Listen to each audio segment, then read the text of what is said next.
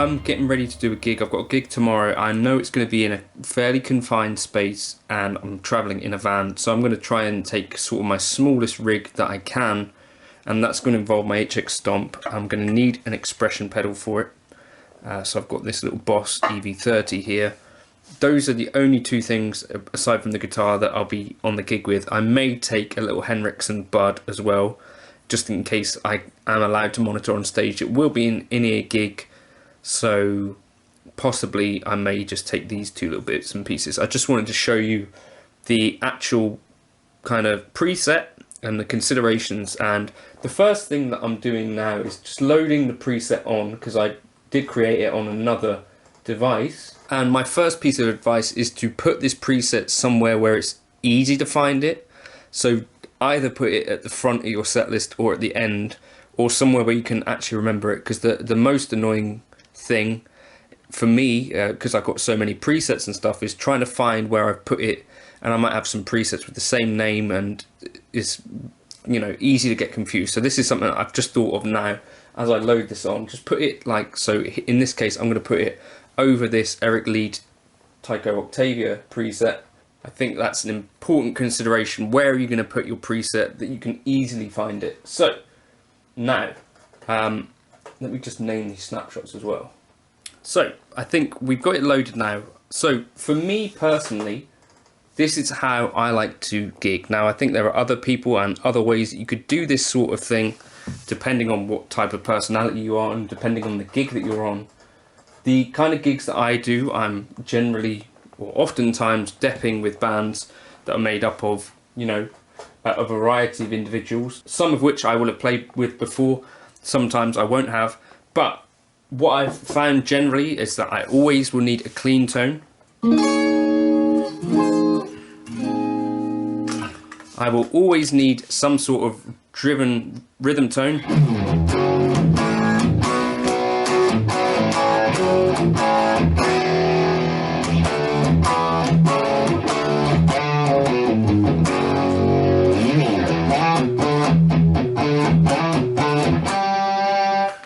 And occasionally I might even get a solo.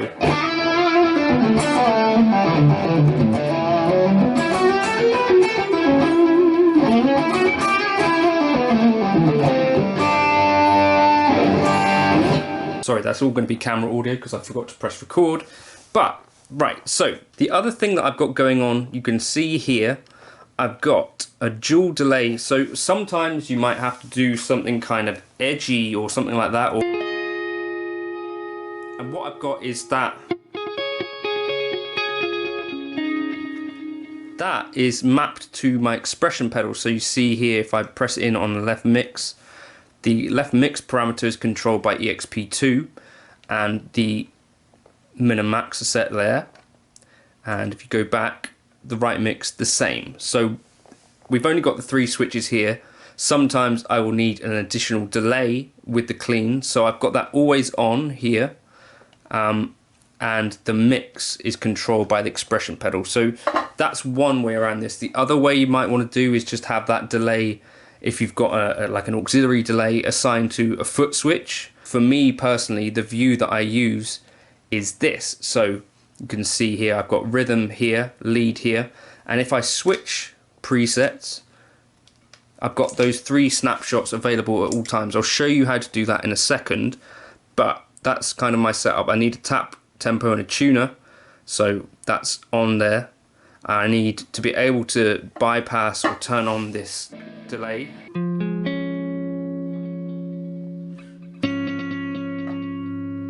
So that's handy, and that one I think is controlled by tap as well.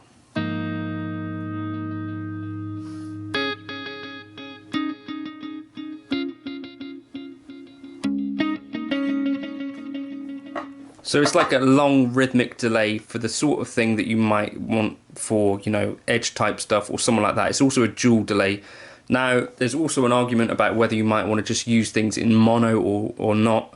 I tend to have in the past used things in stereo like I would in the studio, but I'm starting to wonder whether maybe it might be a better idea not to do that.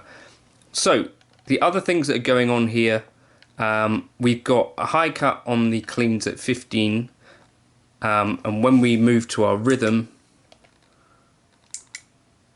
that goes down to 5.9 via snapshot.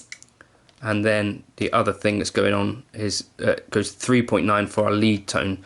So, you know, you've got the ability to change these blocks and stuff depending on tone. I've done loads of videos on that. So the way that I'm getting the clean tone, by the way, is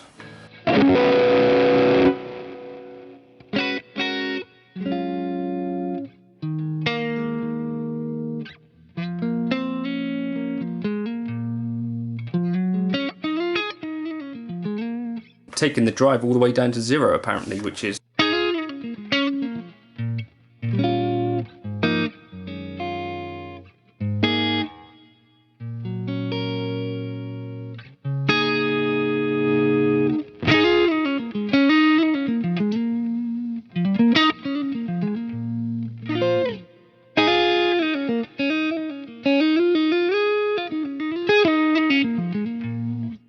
the reason for that is that I've got an always on compressor slamming the front end of that. So anyway, yeah, we're changing the drive. So we've got drive at 0 for the clean tone. Then for the rhythm tone, we take that drive up to 4.4 and treble goes up to 4. You know, there's a lot of different settings. The clean tone, I've got basically quite different settings. So drive at 0, bass at 6.2, mids all the way up, treble at 6.8, presence at 0.6, channel volume at 9.7, master at 7.6. Then for the rhythm, that comes down, the master comes down to 5, channel volume down to 6, treble at 4, drive at 4.4, bass at 4.5. For the lead tone, we get drive at 9.1, bass at 5.6, treble and presence off, master at 5. Now here's another consideration for you. If you're playing, you're noticing this little hum. The reason for this is actually when you're using the litigator, this ripple control. So I'm going to take that out now that I know that. Basically that's kind of like AC kind of hum. So I'll take that out altogether. So now we've got a quieter preset. The other thing that happens for me is I have a noise gate on, and that kind of changes. Or does it change? Maybe that's always on. Yeah, that's always on. Consider being careful with the noise gate. I think that can mess with your feel a little bit if you're sensitive to that sort of thing. Now I'll show you. The other thing I've got going on here is if you go into the command center, I've set up this stuff here. So you see the command is snapshot 1 here on this foot switch, and press release. Press is snapshot 1, release is none. And then if I press that switch, you see on the next snapshot I've changed it. So you press this, it's like a toggling the snapshots. So this is a new feature. You see that I'm going to snapshot 2, and on snapshot 2 command is for snapshot 1, and then over here if I press snapshot 3, when I'm on snapshot 3, this command is snapshot 2. So that's a really kind of flexible way to set up your gigging preset. Just some thoughts on how I'm going to set it up for gigging. I'll record a demo now with some of this stuff. I'll report back. The other thing I think you'll want to be aware of might be the global EQ. So kind of get familiar with it to start with. I think I might have an EQ on here. Yeah, I do. Minus 4.7 is what I've been using in the mids.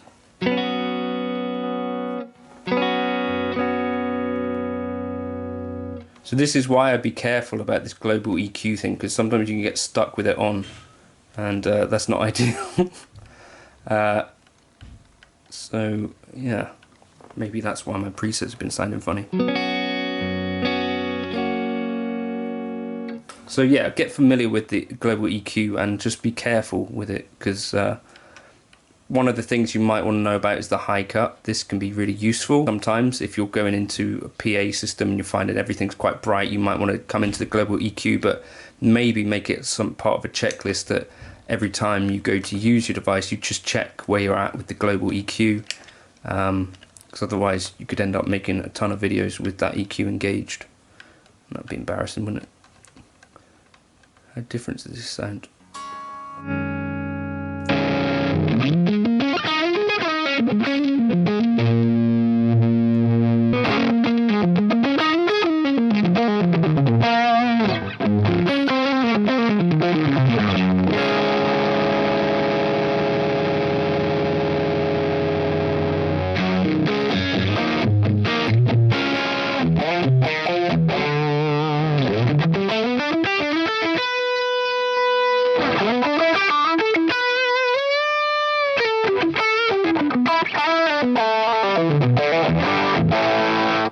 Hello, that's my gigging preset. Let me know if you've got your own ways of running things. I'll be interested to hear that. And I'm going to turn off that global EQ because that's less than ideal. Catch you in another video soon. Cheers.